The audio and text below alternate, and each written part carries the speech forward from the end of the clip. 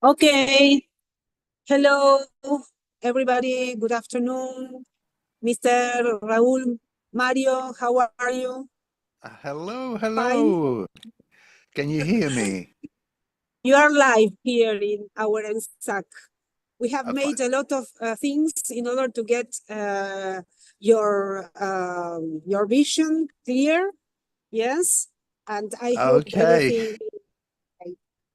There is a cut of electricity in all the city. Throughout the Ah, city, but except La Falda and SAC, and SAC all has got right, all electricity. It's right. very strange. Yeah, very, Ah, very, you're the very lucky odd. ones. So, yes, at least we are working. So, That's good. well, let me introduce you to the audience by reading your resume. Yes. Well, today we are going to share Dr. Raúl Mocha's lecture. Raúl graduated from the English Teacher Training College, Colegio Nacional La Falda, Argentina, and has a Doctor of Education degree from the University of Bedfordshire, UK. He now leads the postgraduate provision at the University of East London, London's Initial Teacher Training Department. He serves as the course director for the Master in Education program and has previously held the position of director for a Master in English Language Teaching. He was the director of the Language Training Center at Qatar Airlines, London, between 2016 until 2022.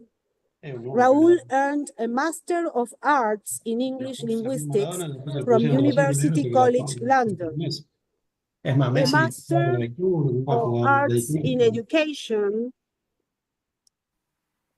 Applied Linguistics from Open University, UK, and a master's degree in Leadership in Education from UEL.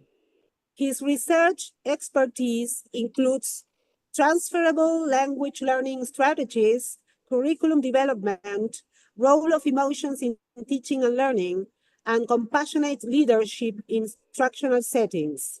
Beyond academia, Raúl works as a consultant for the British Council in the internationalization of the curriculum and is an advisor of the United Arab Emirates Ministry of Education English Literacy Development Program. So now we give you the word, Mr. Raúl, so you can start with your development. Thank you very Lovely. much for being with among us. For us, it is a real honor to have you live. Yes. Thank you. So Thank you. Okay. Thank you. Thank you very much, everybody. Good evening from London. It's a pleasure to be among you today, tonight. First of all, I want to say that it's always good and really very nice to be back home, albeit in a virtual environment, but that's what we are used to. I think that I have to say thank you for having me tonight.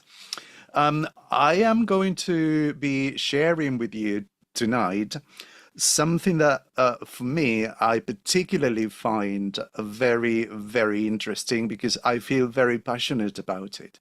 And my passion stems from my work on learning. Now, we know that in the history of the development of the quest for the most effective teaching method in English, we can name quite many methodologies and approaches. Now, what I am going to present tonight, very briefly, sort of an overview, is a work that emerged back in 2010 with the development of emotional intelligence and how significant that development has been in the field of teaching and learning. I'm not going to be talking in particular about how to teach English because you are the experts.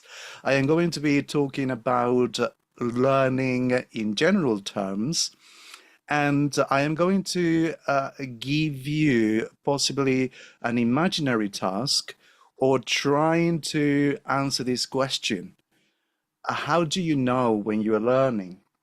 And if you are a practicing teacher streaming live this talk, how do you know what is the evidence that you have that your learners are actually learning, right? So I think these are the two questions that probably are going to underpin my presentation tonight. I'm not very good with Zoom. Sharing is not available, so I won't be able to share until possibly Patricia gives me permission to share my screen. I'll wait for that. If anybody is listening there, and if you can let them know that I want to share my screen but I can't, that's going to be great. Anyway, so what I am going to let's see if it's available now. Thank you ever so much. Okay. I am sharing my screen, and possibly I know that you already know this template very well. I saw a colleague last night presenting with the very same, possibly the very same template. So apologies if I pinched on that idea.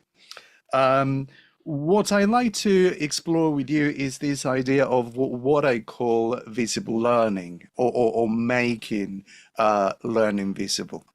Now, many people believe that this is actually a new way of looking at learning. Now, we're going to see that learning is actually a very complex phenomenon, and there are multiple variables involved. For 45 minutes, I'm going to ask you to hold your attention and your concentration, because I normally tend to do quite a conversational presentation, and I know that because of the limitations of the medium we're using tonight, that's not going to be possible at all. So please bear with me. I'll try to make this as interactive as I can possibly make it. So one of the things that I believe it's important for us, first of all, is just to explore the aims. And I cannot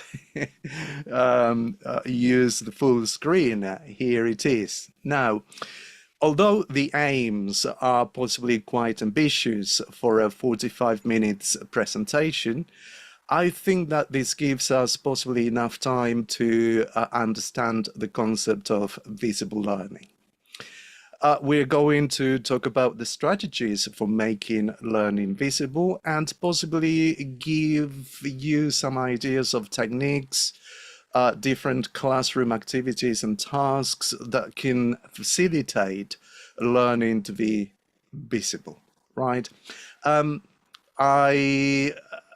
going to say that it's kind of a presentation of a book that I wrote, and it's going to be published in November. The title is Positive Psychology for Teachers, a primer, where I delved into three main areas. First of all, the idea that we have to make learning visible, not only for us, but also for students and everybody else in the school, right? The second section of the book is about making thinking visible. And the third section of this book is about visible learners. The idea of visibility, I think, is quite important. That there are 3 points that I believe are necessary for me to highlight tonight. First of all, we all live in a very diverse world, society, classroom. Now, I believe that the more conscious, the more aware we are as teachers of the diversity that surrounds us, we are going to be better prepared for the challenges ahead. My second point underpinning this presentation is about adaptability. The more we question about things that for us possibly are taken for granted, such as learning, I think the more adaptable we will be to address the issues and the challenges imposed on us by the diversity of the students that we teach. And finally, professionalism. I see that as an opportunity for us to develop our professional knowledge as educators, not as teachers, but as professional educators who know about their science. So these are the three main aims of the book, and possibly, and this is my hope, that throughout the presentation, this is going to cascade down. One of the sources we need to consider is the context, where this idea of visible learning comes from. We know that, especially after the pandemic in 2021 onwards, different workshops, training opportunities for teachers on neuroscience started to sprang up everywhere. And neuroscience was a kind of a catchword, right? Now, I think that this idea of visible learning comes from that particular area, neuroscience. But at the same time, it comes from a field that I feel very, very close to, which is positive psychology. Now, when we talk about neuroscience, this is a side note, we have to be very, very careful and very, let's say, cautious about what we understand by neuroscience and whether it is good for teachers to use the principles of neuroscience. If you have a background in cognitive psychology, if you have a background in statistical analysis, if you have a background in hard science research, possibly neuroscience is for you. If you don't have that background, like me, for example, then neuroscience is of no value whatsoever. Instead, we use the application of the practical uses of neuroscience into this world of neuroeducation, or in other words, the application, the practical side of neuroscience. We will see some examples in a minute. And positive psychology is the field that delves into the world of emotions. And although this is not quite new in the field of English language teaching, because possibly you are very, very young, and I come from last century. I remember when I was studying to become a teacher in the very same place where you are now, I read quite a lot about the affective filter hypothesis, and that theory was first introduced by an American psychologist called Stephen Krashen. Well, over the years, the 80s, from 1980s till the noughties, that idea was completely dismissed because the idea of emotions in learning was actually taken out of sight. Now we are refocusing our ideas about the role of emotions, and we are seeing that there is a clear match between not only the quantity of learning that can take place in a classroom, but at the same time, the quality of learning, right? So these are the two possibly theoretical backgrounds that I'm going to be using in order to support my presentation tonight. Now, the background in an artificial learning environment, like a classroom, is that we know that our learners are completely different. Not not every one of them is exactly a carbon copy of another one. We are all different. We have different abilities, different skills, different likes, and that's a fact. We have to deal with diversity, right? The second point is that sometimes learning in an artificial environment, such as a classroom, is not seen as relevant, and it's not seen as something that we can apply straight away. So we have the issues of the syllabus relevance and applicability. I was talking to a colleague from Cordoba the other day, and she was telling me about the challenges that many teachers of English face because in state-run schools, students seem to be quite disengaged with learning English. Actually, they believe that English is not a very important subject, it's not a core subject. Therefore, it is a kind of, okay, we do English the way we want. I don't know if you experienced this sort of environment, but this is something that apparently is taking place frequently in many of the state-funded schools in Argentina. I've been trying to access a body of research which has been carried out by the British Council last year in conjunction with Cavendish House about teaching English in Argentina.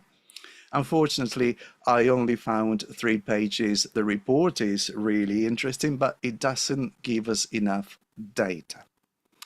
The other point that we have to bear in mind in this artificial environment in a school is routines and the classroom atmosphere. What do I mean by this? When we go in our everyday life, yes, we follow a particular routine, but we are more flexible to do certain things that possibly in school, and because of the limitations and the different requirements of a curriculum, we can't do.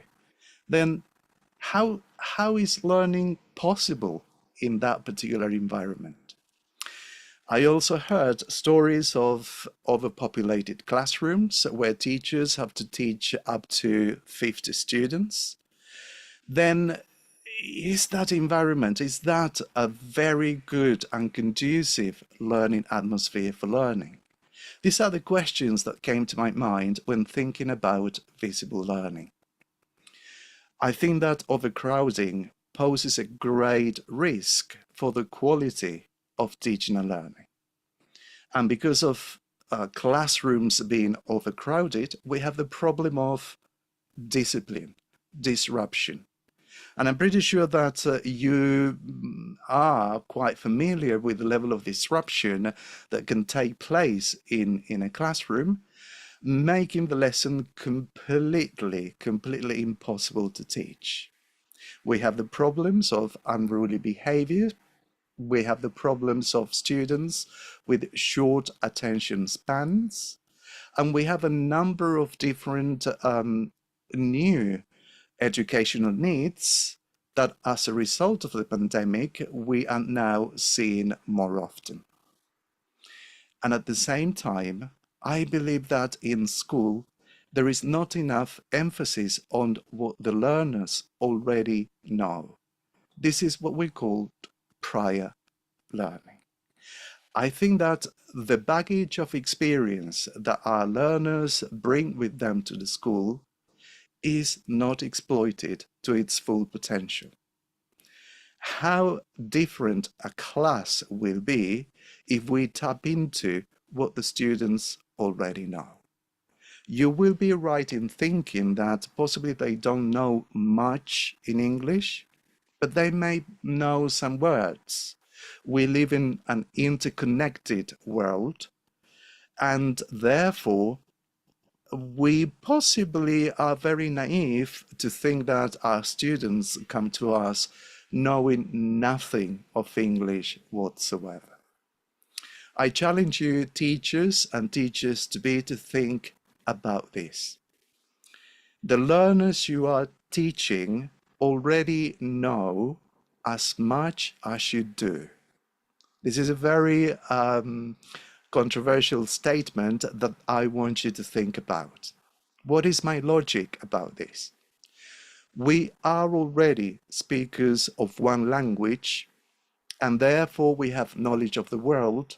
We have knowledge about how language is used in order to get things done, in order to convey information, in order to give advice. Therefore, the students you are teaching already have incorporated certain strategies that they can be transferable to a new language. In that sense, you, the teacher, and the learner are exactly at the same level. So, what is this the story about making learning visible? The definition that I give to visible learning, and possibly this is very counterintuitive, is making learning explicit, transparent, and accessible. Now, how do we do that is what I'm going to cover in the next possibly 30 minutes. Now, I also think that it is important for us to create a learning environment where students can see, can understand, and can engage with the learning process. In other words, this is taking the control of you away from you and putting the control of the learning situation in the hands of the students. This may sound a very radical idea and possibly quite outrageous to think that this can actually work, but it does work. Now, I've got two questions. I think that I mentioned them at the very beginning. First of all, how do you know when your students learn? How do you know when you are learning? This is, again, questions that are prompts to keep you engaged, because we can't have a dialogue, but we can have a kind of an interior monologue where you can put your neurons to work and sort of think about these two questions. And as I said at the beginning, what is the evidence? And I think here the main word is evidence. What is the evidence you have that your teaching, right, is impactful? I'm going to take away two words from this question: evidence and impactful, right?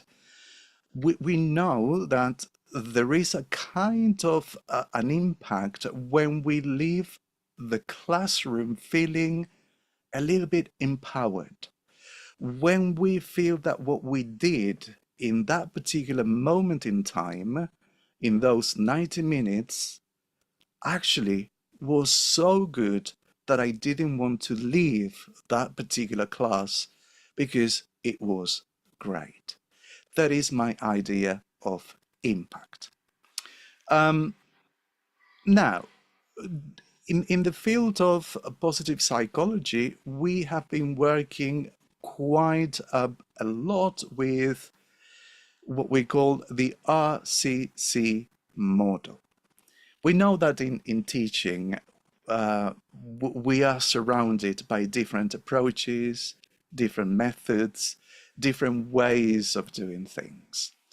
I have to say that this model is not mine. It has been already proposed by people working in the field of neuroscience, and the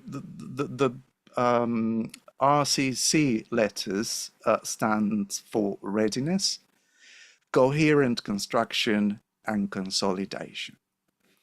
Now, I don't know how many times, possibly if you're listening to me, that happened already, you are switched off, right? It's like your concentration span goes away. We have to bear in mind that concentration span is quite limited because memory is a very limited resource. Therefore, this is one of the areas where we need to pay attention to make learning visible. And how we deal with those short attention spans? Well, a very good idea is to break down a topic into small units. This is a strategy. So what it means in this readiness, coherent construction, and consolidation model is that if you are teaching for 90 minutes, you are going to be creating micro teaching sessions, or what we call learning episodes, of about 20 minutes, right? This is in order to minimize the attention spans. A neurotypical person is said to have about 634 attention spans daily. So in a way, if you are not a neurosurgeon, or if you're not a very good engineer working in a very important project, we are all prone to attention spans, very short attention spans. We talked about prior knowledge and how important it is in order to create relevance. And I think that we are going to leave that to one side for a minute. One of the key issues that we have with the attention spans is that if we minimize them, if we find a way to minimize the disruption that sometimes kind of a very silly situation that may lead to disruption can cause, we can increase the possibilities of creating what we call deep engagement. Deep engagement in positive psychology is called flow. Flow is like this very state I was telling you about a couple of minutes ago, when you are immersed into doing something, and all of a sudden you realize that, oh, I've been working on this for 3 hours, and it just seemed it only I spent a minute, right? This is flow, is deep engagement. I think that it's a very good model to include cooperative learning. Now, cooperative learning is that kind of idea that I need someone else in order to complete a task. In English language teaching, we talk a lot about information gap activities. Well, in a way, this is very similar. Cooperative learning is trying to gather forces, strengths, and abilities from the peers around in order to complete an activity, a task.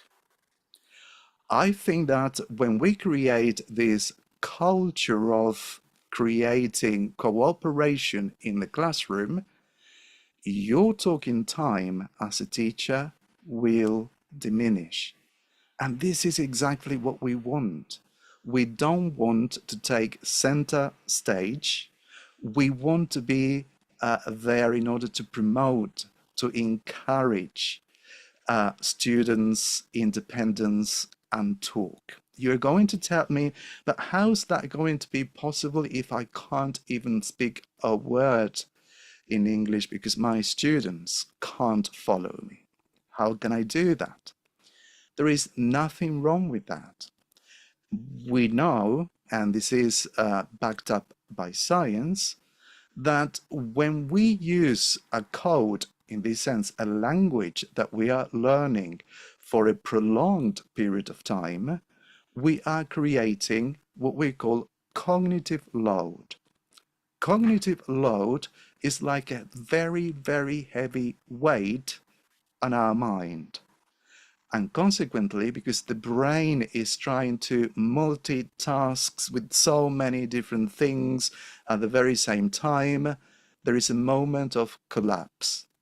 That is the moment when you say, it's enough. I can't follow this.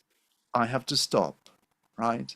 So, in order to avoid that, I think that you want your students doing, right? In whatever language, it doesn't really matter. You will see that the first language has a very important place when we teach another language. I don't know if you're familiar with the social constructivist theory of learning that says that learning in essence in the real world is mediated through dialogue. We learn from other people through dialogue, right? We learned about things because we are immersed in the world of exchanging ideas, information, feelings, and therefore we're listening and we're interacting, and this is the very essence of learning. If we, as teachers, create those opportunities, right, and then we sort of step back little by little, we are giving the students the place they need to show how much or how little they have learned. So this is in a way the background of this model. Let's see in detail what each one of these three stages involve. Readiness provides the emotional, psychological opening, right? It's just we are preparing the ground for the new learning to take place. I don't know how many of you happened that when somebody smiles at you, you feel at ease. I don't know how many of you experience the fact that when somebody, for example, a teacher, is waiting for you by the door and says, "Hello, how are you today?" With that tone of voice, there is something inside that changes everything. This is the emotional opening that I am talking about, right? And why is this important? Because the moment you create that connection, that initial connection, is the exact time where something called the prime time begins to emerge. What is the prime time? The prime time is the moment in those 90 minutes of a class that you have for learning to be at its best, right? What do we do in everyday teaching? We normally possibly take 5 minutes to take the register. We take 10 minutes to give announcements and notices. Sometimes we check homework, and we are missing on the fact that those first 20 minutes of a lesson are the most important time in the whole of the 90 minutes that we have to teach, right? So I think this is where we need to begin to switch our attention to those little things that we do so that we do them in a better way. How to do them? Well, there are three things that we need to consider here.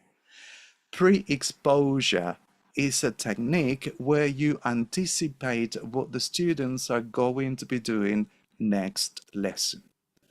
You are in a way sort of given a kind of a spoiler, right, of something that you know is going to catch their interest. You are pre-exposing, right? And I think this works very, very well. Why? Because it's related to the second technique, which is priming. In an ideal world, languages should be taught in a dedicated room, right? Because we can see pictures of the language, we can see, I don't know, different visuals. Language is actually working through our eyes and it goes straight into the brain.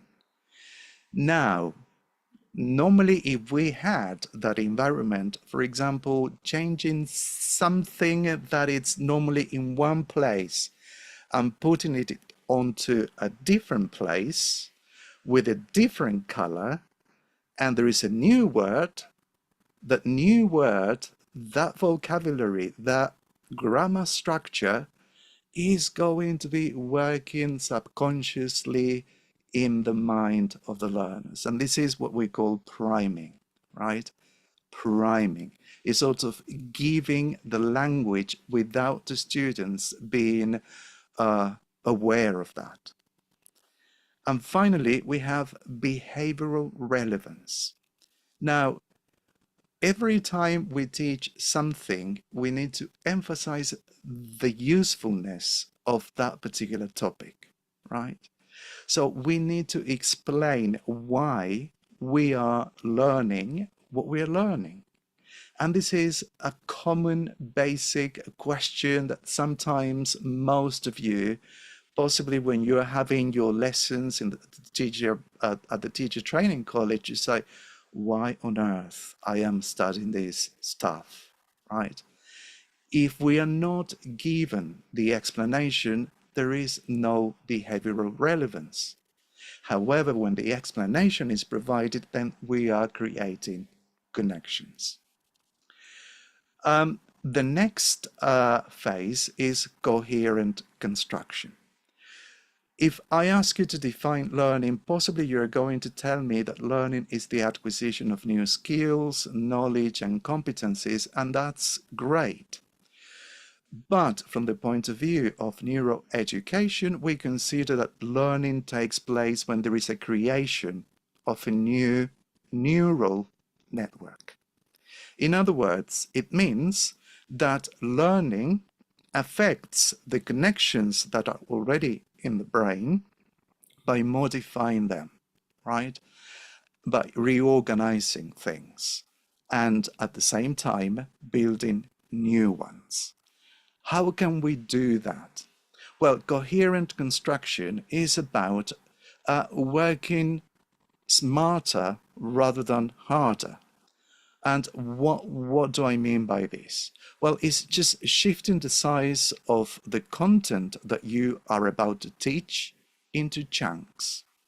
And this is actually a very useful piece of information that I believe we are not very aware of.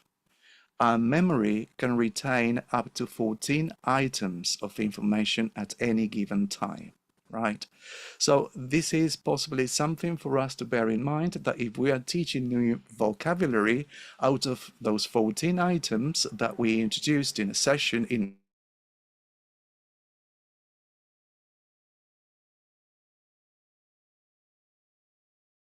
now, also, when we explain things like, okay, we are going to be talking about countries in the world, we are going to be giving students the possibility to change their biases. We all have our biases, right? And especially students. Students are very biased towards particular subjects because they associate subjects with popular teachers. That's what we don't want to. What we want to is for the students to create a positive mental state where there is no bias whatsoever, but they are motivated or moved by a desire to learn. And finally, which is possibly something you already know, is a very good idea to use a multi-sensory experience. A multi-sensory experience is created by the use of the different senses, right? And if you can combine different activities tapping into the different senses, then learning is going to be meaningful and visible. The last stage is about consolidation. Now here is possibly if we are talking about where in the lesson we can situate this consolidation stage, this is going to be towards the end, right? Is where you are going to be asking your students very simple questions. 5 or 10 minutes before the end of a lesson, you're going to check for the certainty of accuracy. What do I mean by this? You're going to check if they got the concepts right, if there are any misunderstandings or misconceptions by the use of questioning, right? At the same time, you're going to identify any items that possibly or topics that need to be reviewed the next lesson, which is latency, right? And latency refers to the fact that, for example, grammar, irregular verbs in a secondary school is a very difficult topic. So that latency comes from the lateness for the brain to acquire the information and for the students to use it in the right way, right? So that normally requires time. Irregular verbs are a headache for many students. And then elaboration. Elaboration is when the students are going to be given that opportunity towards the end of a session to say, oh, okay, today I was able to do this by doing A, B, and C. So what did we use here? First of all, we used questioning to ensure that the students got it right. Secondly, we used spaced learning. Spaced learning means that the end of a session, the information that we gather at the end of a session is going to be really useful data for us in order to establish new chunks of information when we plan our lessons for the next time. And finally, relevant transfer. If the students can transfer what you taught in the lesson into a new unknown situation, then we are going to know for sure, we are going to see that learning has actually taken place. So these are the three sort of stages in the RCC model. And I believe it's something very useful, very simple, and at the same time, it's quite practical. One of the things about this idea of the RCC model is that it is cyclical. We talked about attention span. Now, in psychology, we measure attention spans using this formula. If you're not good at maths, don't worry, because I'm not good at maths, but nonetheless, I can understand. And if I can do it, it means you can as well.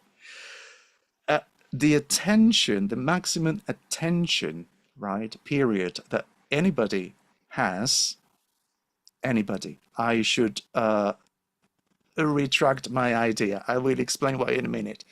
The maximum attention period is chronological age of the student plus 2. Let's say we are teaching a group of teenagers, 15 years of age, right?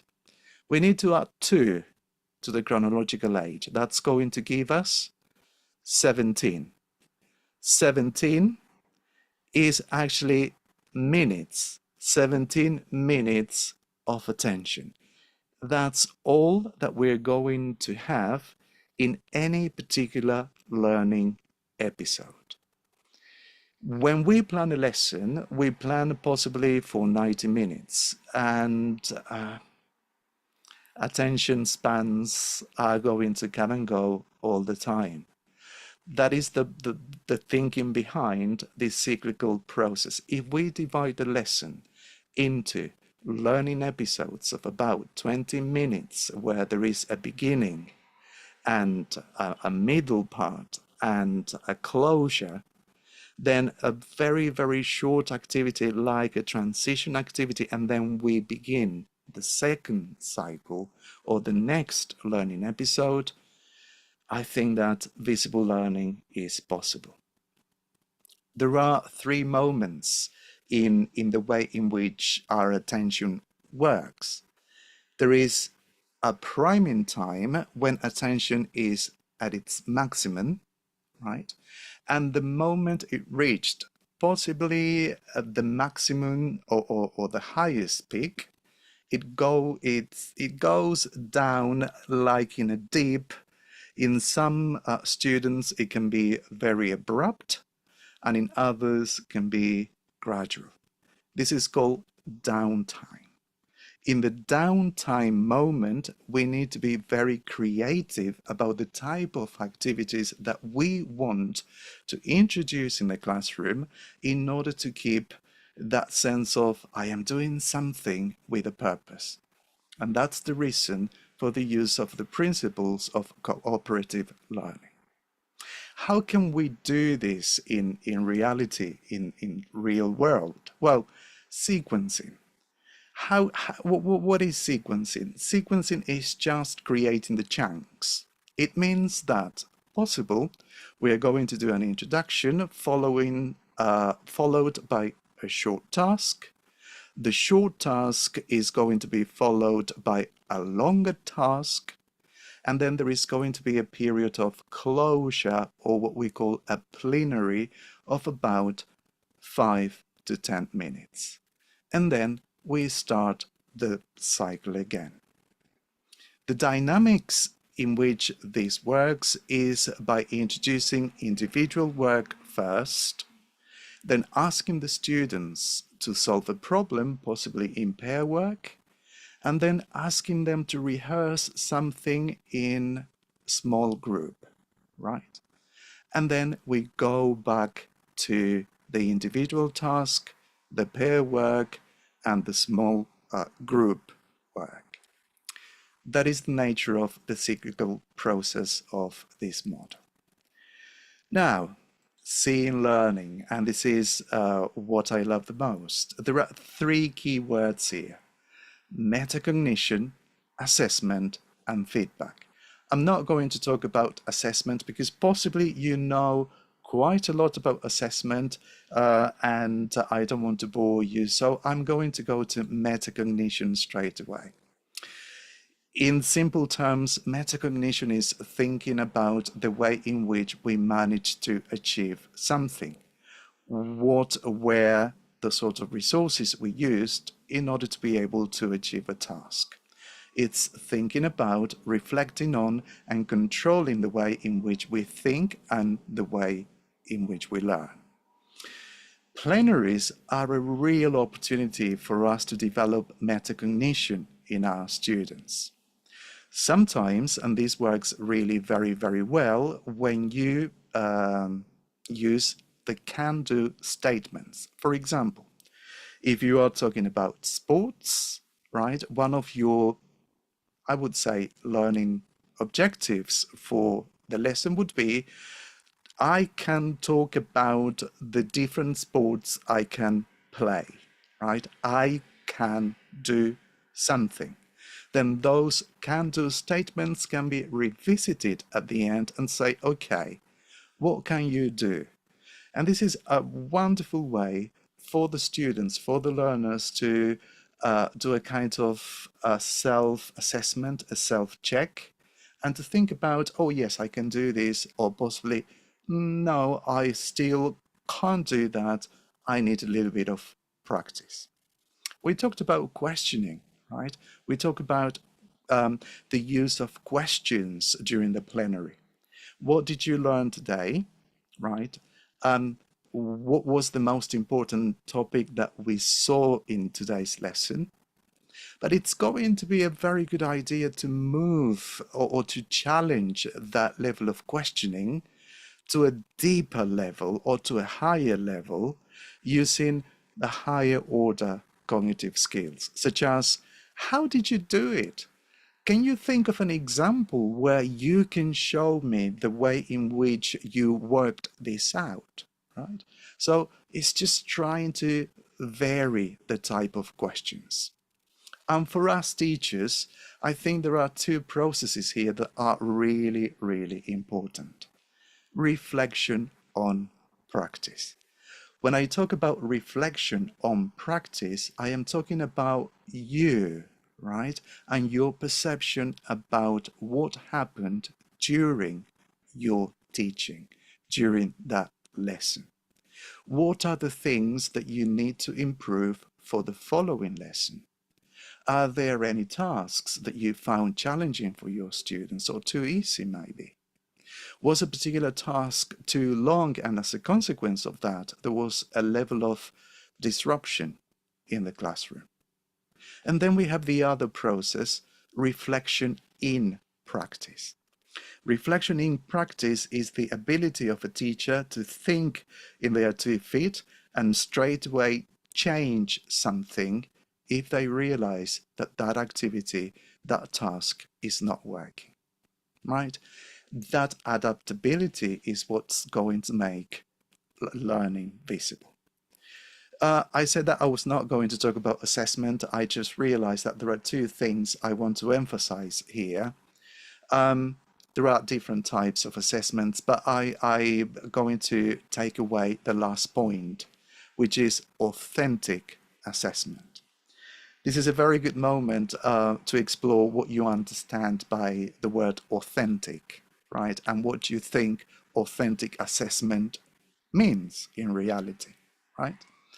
But I think that most of the time we tend to take assessment in any shape or form, in the form of a test, in the form of, I don't know, a graded activity, as the ability of the student to be able to reproduce something. Fair enough, but that's one face of a coin. The other face of the coin is that the information you gather from the grades that your learners got is possibly a reflection of your teaching. If the grades are low, it means that your practice needs to be tweaked, needs to be improved. If you're getting great grades, it means that you're a superb teacher. So let's not put this to the students alone. Sometimes when the grades are not very good, and we know this is a kind of a general sort of fail, we have to take it on the chin and say, yep, possibly it's me. I'm not teaching in the right way or the way in which I should. Authentic assessment, just to not to keep you thinking about authentic assessment, is just using real life situations in order to assess students' performance. For example, there was a project I was involved in, working with genealogy in order to work with the past tense. The students were required to use online resources to try to trace back their genealogy, right? And it was so interesting for them because they could use dictionaries, resources like the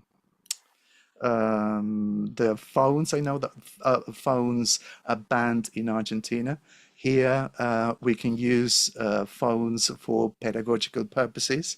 So that they created their genealogy using the simple past, but at the same time finding out about themselves. That is a real example of authentic assessment. So there is a lot of creativity, and I know that teachers are very, very creative creatures. So authentic assessment shouldn't be a problem. It takes a little bit of thinking about what kind of task will be suitable. And finally, feedback. Feedback is really very, very necessary for the students to know exactly where they need to do in order to achieve the grades they're meant to achieve. Sometimes just a simple word of, yes, that was good, but you could do better in A, B, or C, could be a kind of feedback. Sometimes we give feedback in the form of error correction, but that's not what I mean by feedback. Feedback in this case is a word of encouragement. Remember, we are talking about the emotional state of the students, and we want them to be emotionally stable, and we want them to be really switched on during the lesson.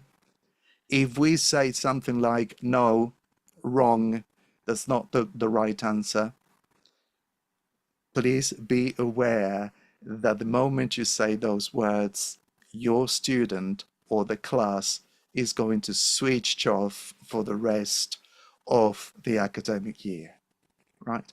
I think that it's also very advisable to use rubrics. Um, I don't know if you have been introduced to the use of rubrics, but if you haven't, and if you have a desire to expand your expertise in creating assessment and assessment tasks, possibly looking at how to work with rubrics would be a very good example. Feedback loops is also a very good idea. Normally, teachers tend to do this when they mark homework. When they mark homework, there is always a kind of a comment saying, you did very well, excellent, blah, blah, blah. Now, a feedback loop always ends with a comment in the form of a question, right? So we throw a question at the students because we expect them to answer in 2 or 3 lines that particular question that I know will help them improve their performance. And we can check the next time we mark their homework. And finally, the learner's reflections, right? Learner reflections. This is part of the metacognitive ability, their ability to think about how they achieved something, right? And normally we do it in the form of 2 stars and a wish. 2 stars means two things that I, as the student, did very well in the lesson, right? And 1 wish is an area that I think I need to improve a little bit more. As you can see, what we're doing here is sort of releasing the control of the learning environment and placing the learning onto the hands of the students. I know we face many, many difficulties and constraints. We face many difficult obstacles, but learning is visible when we sort of create this emotional state for students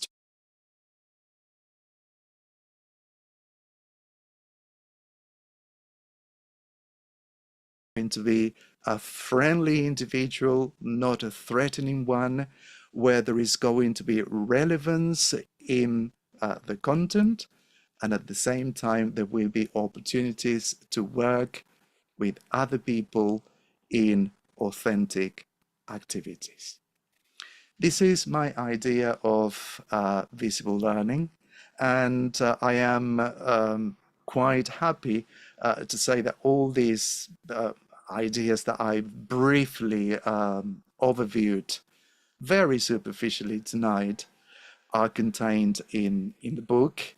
It's going to be released in November, and it provides very useful and doable guidelines for teachers to work in different kinds of settings, from the most challenging ones to the least challenging. But in a sense, I believe that visible learning is something that is important for us, and it's also important for the students we teach. I think there are 2 minutes, it's only 2 minutes to half past the hour.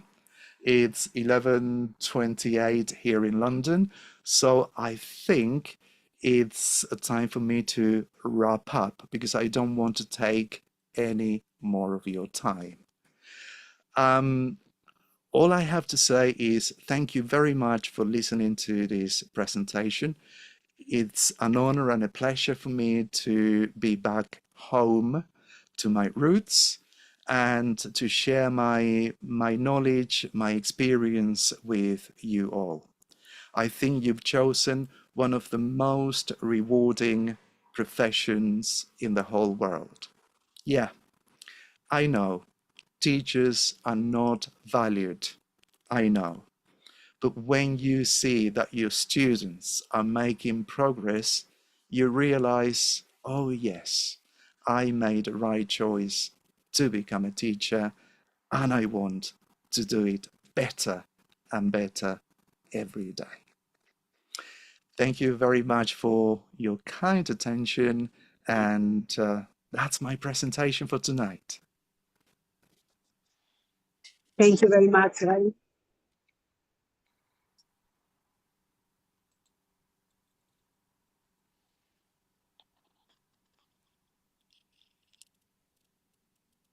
You are able to see the audience, to have a look at the audience. I don't know how is the screen organized, but we have all the students together and the rest is connected.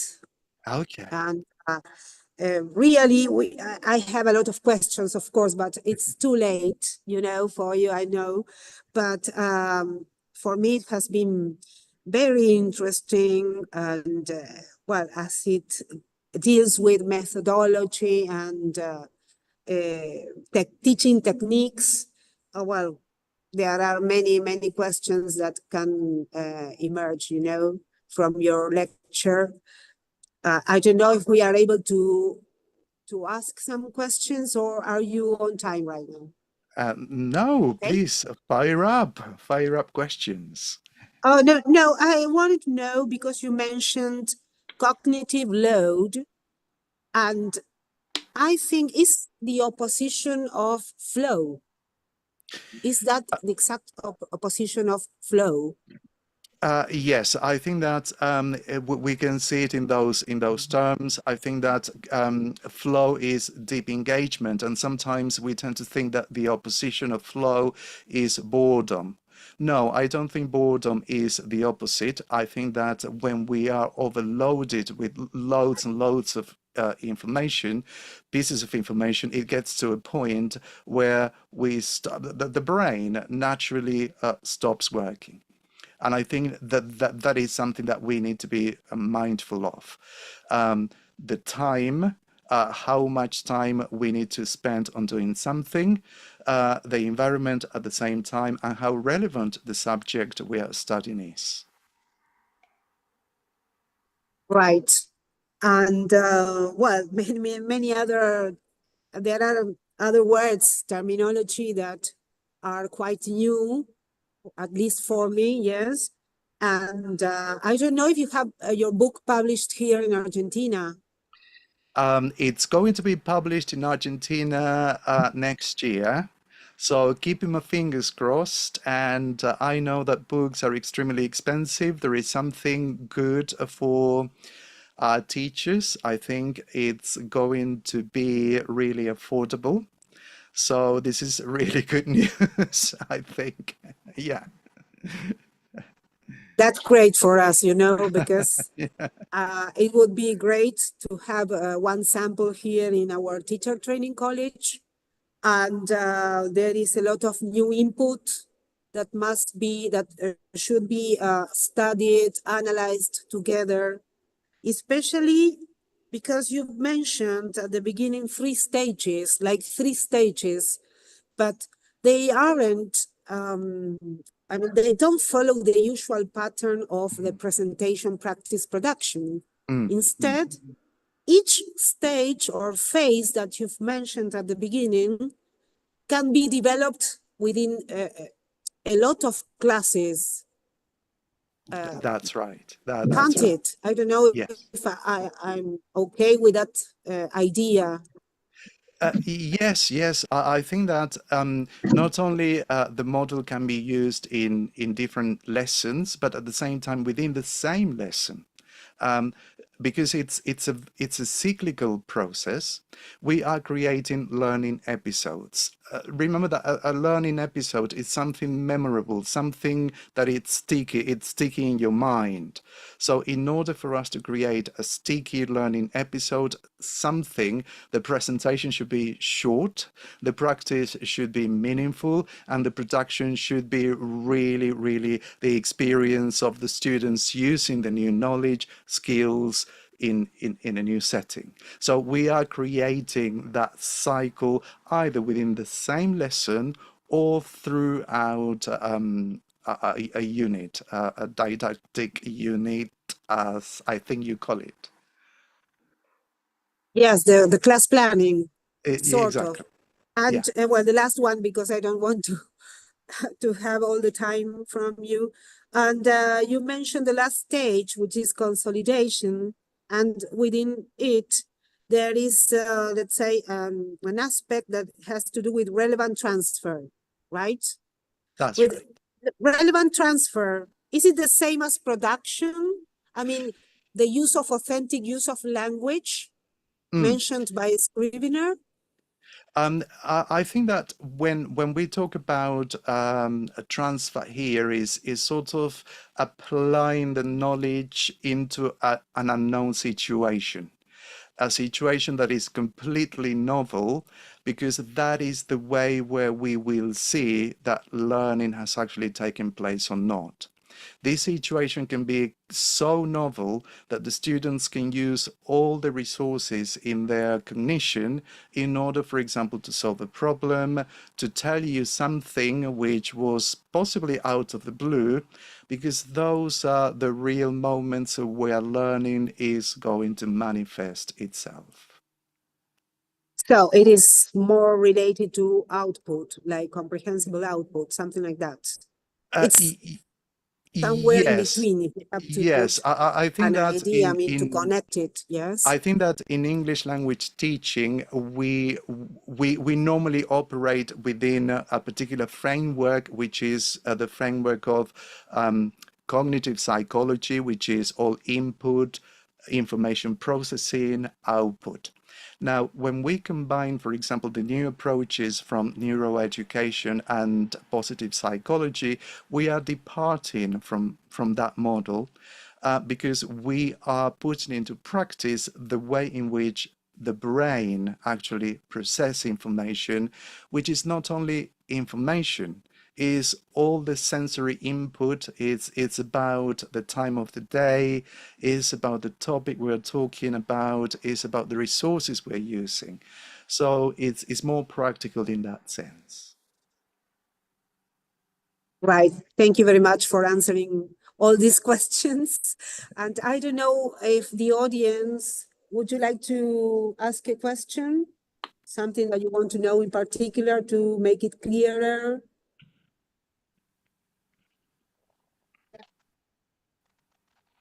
Yes, please come closer. There is a student, Ivan. Okay.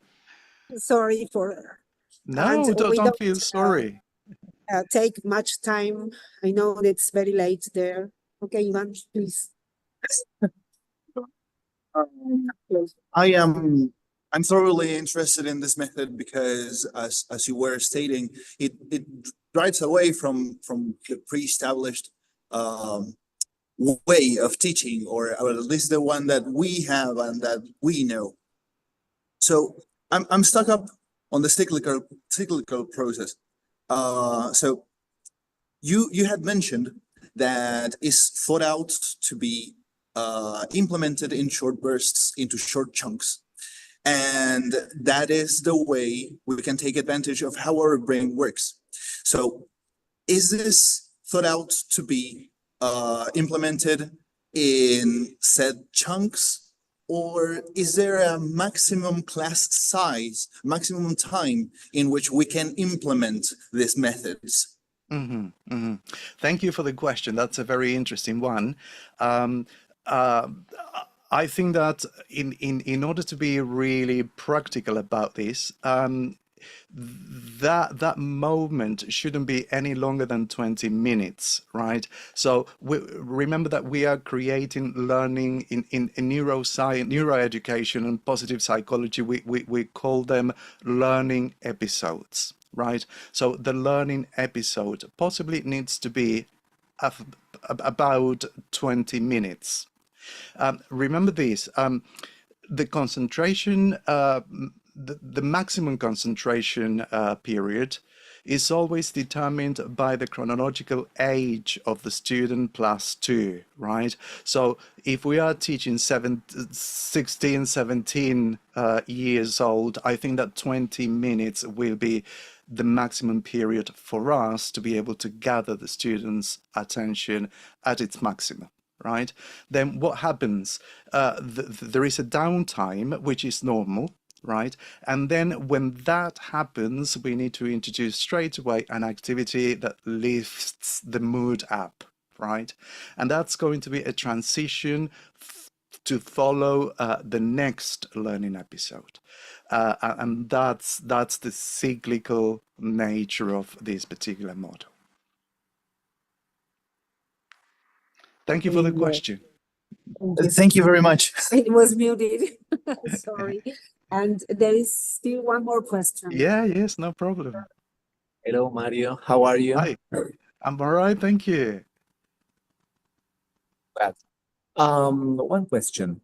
The RCC model you told us are actually is being used on an education system, right? For example, in London or in America. Is it being used actually? Thank you for the question. Yes, this is not a new method. It started to become popular in 2010 with the publication of a book called Emotional Intelligence. Straight away after Emotional Intelligence was published, then neuroscientists and teachers started to cooperate, and they came up with this particular model. Now, where it is used mostly is in parts of Northern Europe, Finland, Sweden, Ireland, for example, and in South America, for example, schools in Ecuador, Colombia, and some regions in Brazil, for example, also follow this particular methodology. In Uruguay, I don't know if you know a little bit about Plan Ceibal, which is run by the British Council. They implemented, or they started to implement, this methodology with the online tutor and the class teacher last year. The results are yet to be published, but apparently it's working really very, very well, especially with those students who are completely disengaged and don't want to know anything about English. So we are excellent. Thank you. So we are looking forward to get your book. Okay, Thank you very much. thank you. Thank you very much. Certainly, and also maybe some specific course, at least online, to dive deep into this method. It would be great, you know. Absolutely. Practice. I'm going to share a couple of resources for you to have. It's going to be in a digital format, unfortunately. Yeah, but at least you're going to have them and share them. Right. Thank you so much for this hour of and some minutes also with the questions. And it has been a great topic, experience, something new. And we are lucky, you know, because not all the teachers of English as a foreign language in Argentina have this information, this input. So for us, it's really very valuable. Thank you very much, Raúl, for sharing with us your knowledge. your experience. And it is really, we are very proud of you, you know, because you belong to us in a way, yes? And you are sort of model for our students. And I always Wow. mention you because when they are not motivated at all. I used to tell them, but keep on moving, you know, because there is a famous teacher who now is working in the UK, and he has come from our teacher training college. And so everything is possible, you know, and Thank you. we are proud of you, you know. It's a model to, you are a model to be followed. Yes. Thank you very much. I mean that is a very warm message to me. But I want to share something with the students, if I may. It's only 2 or 3 minutes. I think that I'm not going to call you students. I am going to call you colleagues, right? Because in a way you are teaching, you are observing lessons, you are in the craft of teaching. I think that you couldn't have chosen a better place to study what you are studying, because if I managed to be where I am, it is only because the teachers who are teaching you gave me the tools to become what I am. So, I mean, all the credit go to my teachers. Yeah. Well, thank you again. I'm blushing. Okay. Thank you. And well, let's see next year what we will organize, but certainly we are planning to do something bigger. Maybe now, you know, the Ministry of Education is paying attention to us. They were at the beginning, they participated at the beginning of the cycle on Monday. They came from Córdoba Capital, and it was great, you know, because Yes, yes. they are not coming. They usually don't come, you know, and it was, and yeah, it was great altogether. So we are very, very happy with the results we Excellent. are attaining. So thank Patricia, you. you are such a star, because organizing all these events, it must be really time consuming. So thank you really, and all the people behind the Zoom. Thank you. You're great. You're great. Thank you, Mr. Raul. Thank you so much. Okay, we say All goodbye to right. you for now, but Okay. we are going to keep in Have a contact. nice evening. Bye bye then. Bye bye. Bye. See you. Bye. Thank you.